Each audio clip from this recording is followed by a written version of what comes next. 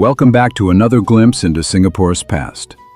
Singapore in the 1960s was not only shaped by its streets and skyline, but by the everyday lives of its people. In the early years, a young nation was quietly finding its rhythm, shaping the lives of its people. Here you can see, along the water's edge, rows of wooden homes stand on stilts, covered with canvas roofs and simple materials.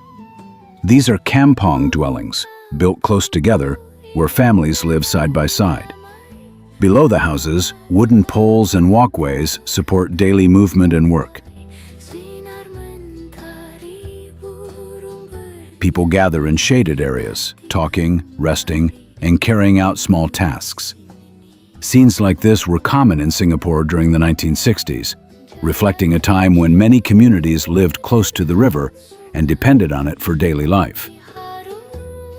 In Singapore's Chinatown during the 1960s, narrow streets are filled with people from early morning to nightfall. On the crowded streets of Chinatown, daily life moves at a steady pace. Bicycles weave carefully through pedestrians, while vendors push small carts loaded with goods.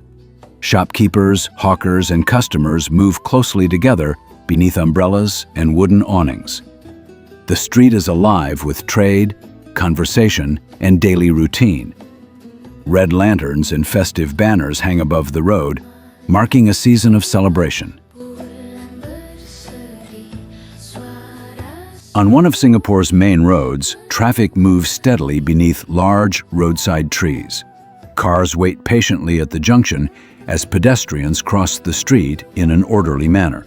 The road is wide and calm, showing the early growth of motor transport in the city. Around it, open spaces and rising buildings hint at a changing landscape as Singapore continues its steady transition into a modern urban center during the 1960s.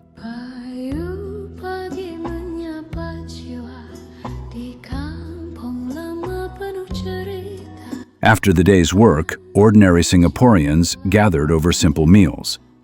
In modest coffee shops and eateries, shared dishes, tea, and quiet conversation marked the rhythm of daily life in the city during the 1960s. From elevated ground, Singapore's changing skyline comes into view. By the 1960s, modern office blocks began rising beside the harbor, overlooking busy waters where ships and small craft continued the steady movement of trade.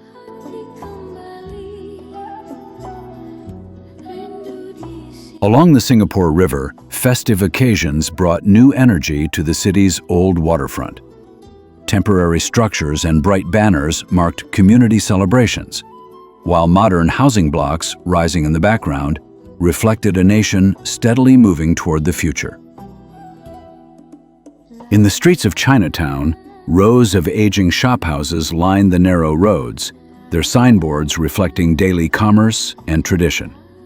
These familiar streets stood at the meeting point of old trades and a modern skyline slowly emerging beyond.